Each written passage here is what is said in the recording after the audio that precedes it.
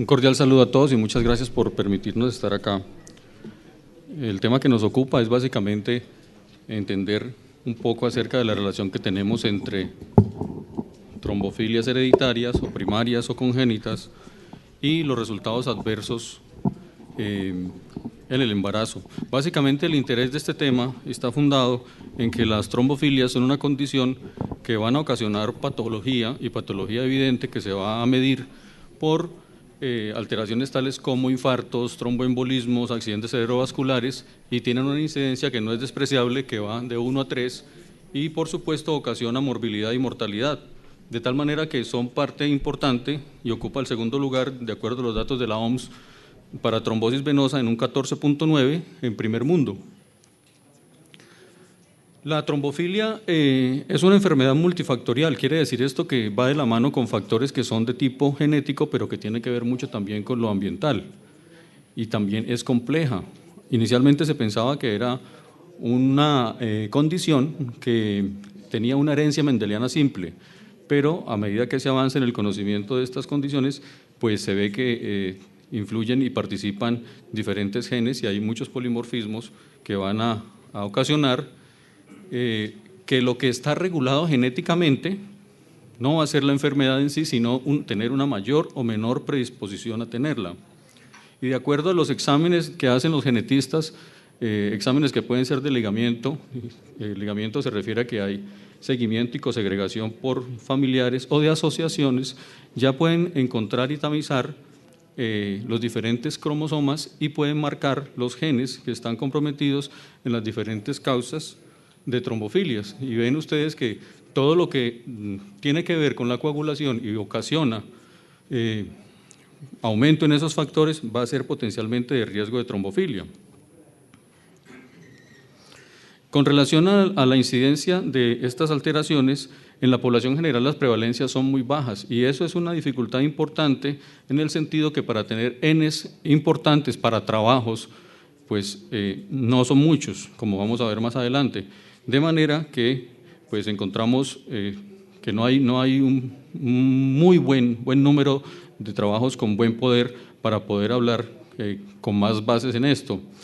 Y cuando se habla ya de la incidencia de las trombofilias en pacientes, encontramos que de las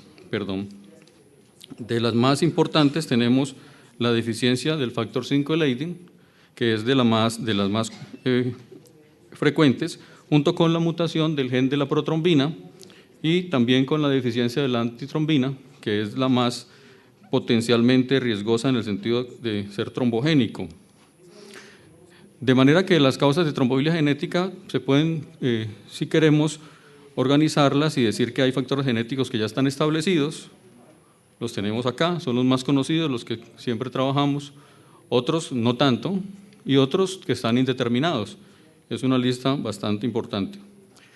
Y desde épocas tales, casi ya 2 siglos, Rudolf Virchow, tratando de explicar la patología del tromboembolismo pulmonar, planteó su triada, la éstasis, lesión vascular y alteraciones, triada que si se altera, se va a alterar esto que es el balance hemostático y se va a alterar lo que es la formación de la fibrina y la disolución de la fibrina, que en último es lo que viene a mostrarnos el equilibrio en estas situaciones. De ahí que dependemos de entender un poco lo que es la cascada de la coagulación, empezando por decir cosas generales como que son los factores que participan son simógenos, son precursores que van a sufrir proteólisis, de manera que una vez a sufrir la proteólisis van a pasar a formas activas y van a tener mecanismos de feedback de control positivo o negativo. Y la meta de esta cascada básicamente que es la producción de una sustancia que es la trombina, que a su vez va a activar muchos factores y nos va entonces a dar el resultado que es la obtención del coágulo. Inicialmente en el año 64, McFarlane y su grupo hablaban de entender la vía de la coagulación más desde el punto de vista de un acercamiento metodológico como intrínseco, extrínseco y con una vía final común. Esto es algo que ya se ha modificado en el sentido que a partir del año 94 el grupo de Houston, el grupo de Carolina del Norte entendieron que hay un proceso que se va dando simultáneamente en diferentes lugares, empezando lo que es con la injuria vascular y la exposición del subendotelio, que va a hacer que el factor tisular y el factor 7 activado vayan a activar a su vez a estos dos factores 10 y 9, y el 10 activado se va a unir con el 5, y entonces vamos a tener en este complejo la activación de la protrombina a trombina, y esta tiene a su vez efectos sobre la activación plaquetaria, y esa activación plaquetaria va a producir una degranulación importante de 5, y entonces aquí se va a ir formando un círculo. Este primer paso, que es la fase inicial, es una fase que tiene como meta la producción de trombina, que también va a pasar fibrinógeno a fibrina, pero esta trombina va a empezar a actuar acá más, y esa trombina entonces va a dar origen a estimular el 8 al 8 activado, y ya van a empezar a formarse también la amplificación a medida que se van uniendo más plaquetas, entonces esto se va aumentando de una manera exponencial, logarítmica, y entonces se va a tener lo que es el impulso o la propagación de la vía, y estas plaquetas van a ser llevadas por el factor tisular al sitio de la injuria, y vamos a tener nuevamente el ciclo generando más trombina, ya generando más coágulo de plaqueta, y al final vamos a obtener, mediante la producción de fibrinógeno fibrina, vamos a obtener con la activación del 13, el 13 activado, la estabilización de estos polímeros que al final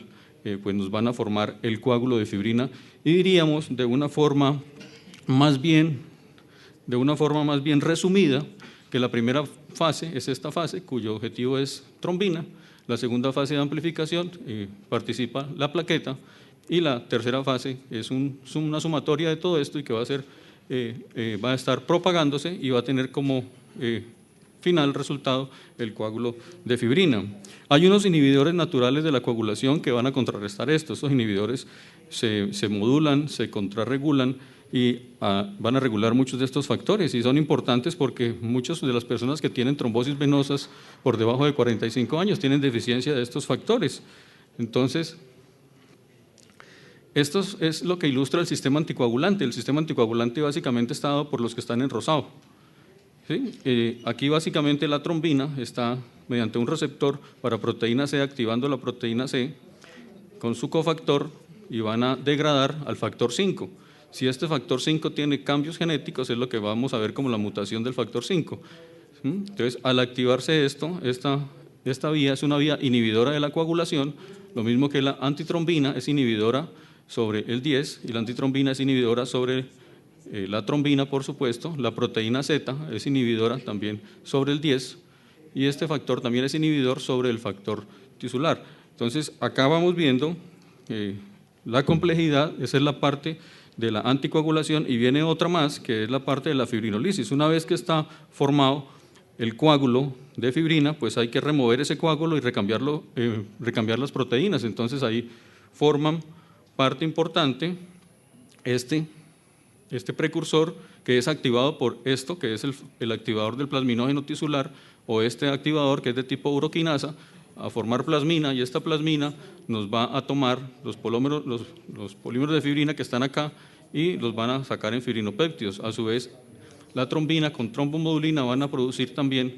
mayor generación de este factor inhibidor de la antitrombina, que van a trabajar sobre esta área. Esto es la parte de la fibrinolisis, de manera que en el embarazo vamos a tener un estado que es hipercoagulable, con el fin que no vayamos a tener las dificultades del parto, de la morbilidad y la mortalidad, pues que ya sabemos, que lo más importante para controlar la hemostasia está dado, básicamente, está dado por las contracciones que van a bloquear esos vasos, y está dado también porque se va a producir mayor cantidad de sustancias endógenas y va a haber mayor resistencia, lo cual nos va a dar un estado pues de tipo procoagulante. Las plaquetas en general no sufren mayores cambios, porque las plaquetas son también, como vimos, parte importante del tema de la coagulación.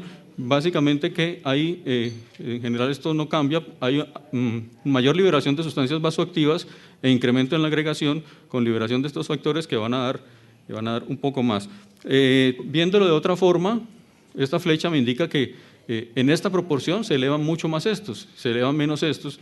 El único factor que baja durante el embarazo es el 11, No hay mayores cambios en cuanto a los inhibidores de la coagulación. En antitrombina la proteína S, mire cómo baja, se incrementa, su baja es importante, y si hay un incremento del factor inhibidor tisular.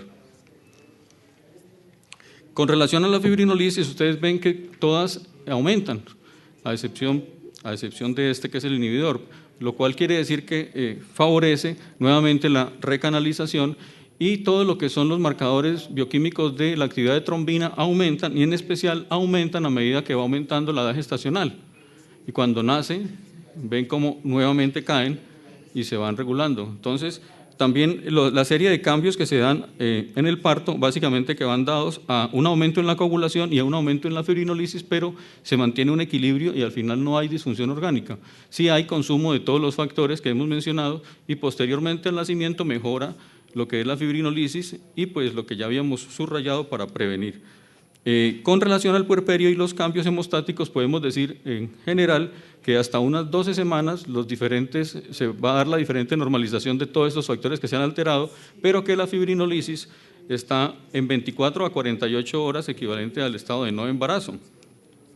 También hay que tener otro factor aquí que condiciona importante su presencia, y es que la placenta tiene procoagulantes y tiene anticoagulantes, que aquí los mostramos de una forma muy resumida. Entonces, en todo este escenario que hemos llevado hasta ahora, tenemos la condición que es la que nos tiene aquí, que es los que viene a ver con las alteraciones genéticas relacionadas pues con la coagulación.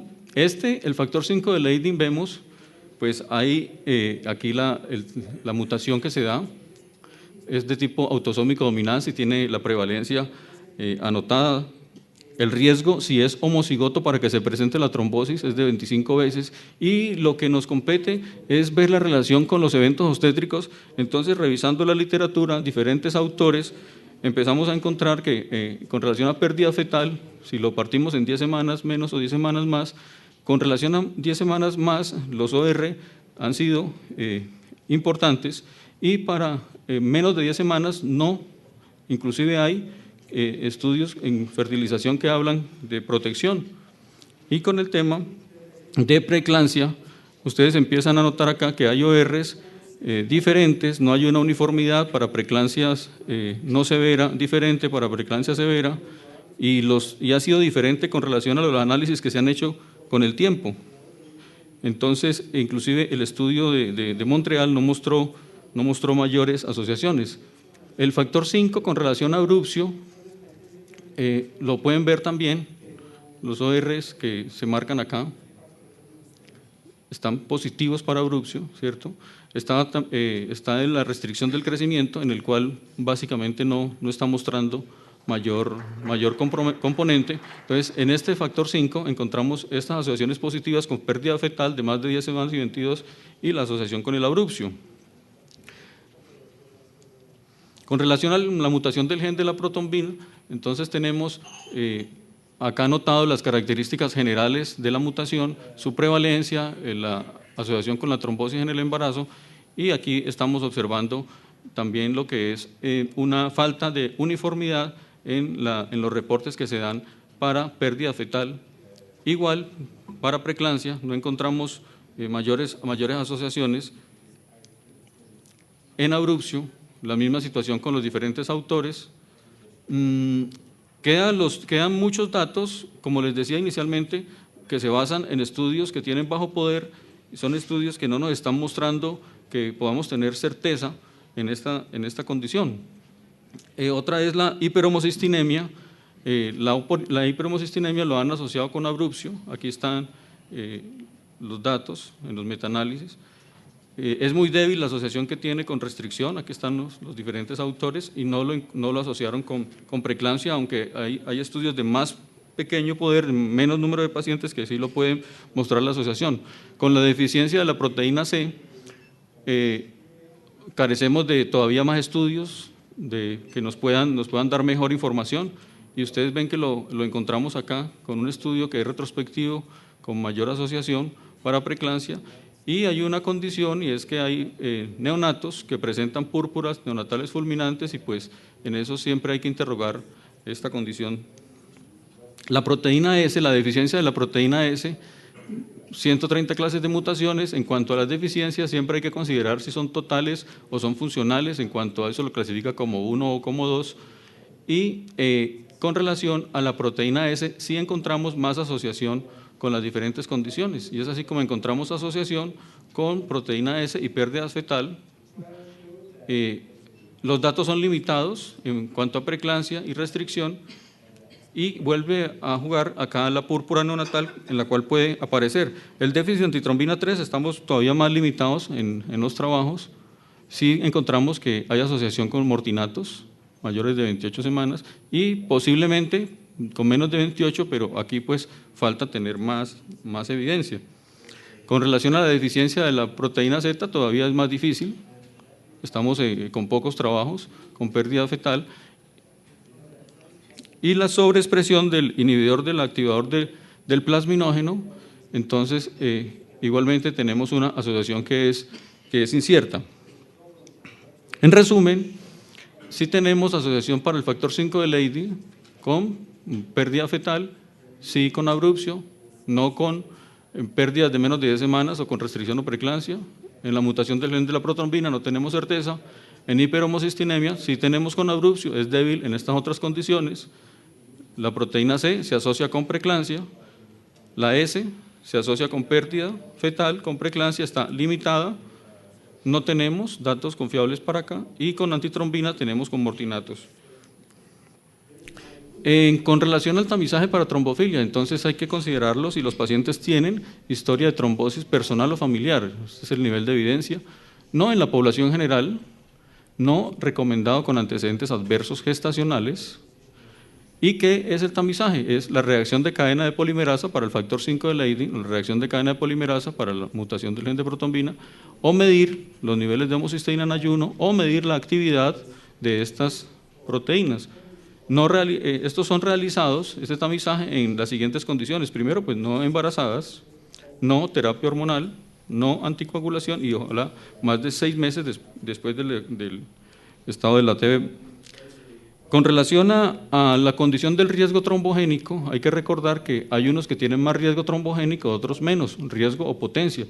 El de mayor riesgo trombogénico está la deficiencia de antitrombina, antes antitrombina 13 era la misma, la homocigosidad para el factor 5 de Leydig, la homocigosidad para la mutación del gen de la protrombina y la heterocigosidad compuesta para estas dos. Entonces, en este caso, se aconseja la anticoagulación terapéutica y 6 semanas posparto, independiente de la historia. En los que tienen menor riesgo o potencia trombogénica, que son estos, la heterocigosidad para estos o la deficiencia de estas proteínas, no anticoagulación anteparto si no hay historia personal o familiar. Sí hacer profilaxis si es por cesárea o si además es vaginal pero tiene factores de riesgo, entonces sí aplica la anticoagulación. Si hay antecedentes adversos estacionales, no es claro aún el beneficio de la anticoagulación. Por supuesto, si hay TB durante la gestación, la anticoagulación es terapéutica. Profiláctico terapéutica, si hay historia de TB, dependiendo del nivel de riesgo, o sea, del tipo de trombofilia. La evidencia para suplir con folato en hiperhomocistinemia pues es 3B. Con relación al uso, pues sabemos que se suspende intraparto y se reinicia a las 6 horas. Y sabemos también la recomendación de las pacientes de este grupo que han venido manejados con heparina de bajo peso molecular, el CHUN a las 36 semanas con heparina no fraccionada. Postnatal, pues el cambio a la warfarina es una opción, aunque es un poco difícil inicialmente en las primeras semanas poder tener unos INRs adecuados y muchas veces se prefiere llevar todavía la heparina de bajo peso molecular hasta que los efectos del puerperio suceden. Muchas gracias, es muy placentero encontrarme con amigos. Ya este año estamos cumpliendo 20 años de ginecología, cuando egresé, y para los amigos de antes y los amigos de ahora les agradezco, son las personas por las cuales pues, he podido hacer lo que he querido, y siempre voy a tener muchos recuerdos gratos para con todos. Acá en este sitio, este es el Hospital Infantil Universitario de San José, en Bogotá, el antiguo Lorencita. Aquí estamos todos los días y estamos atentos y a todas sus órdenes. Muchas gracias.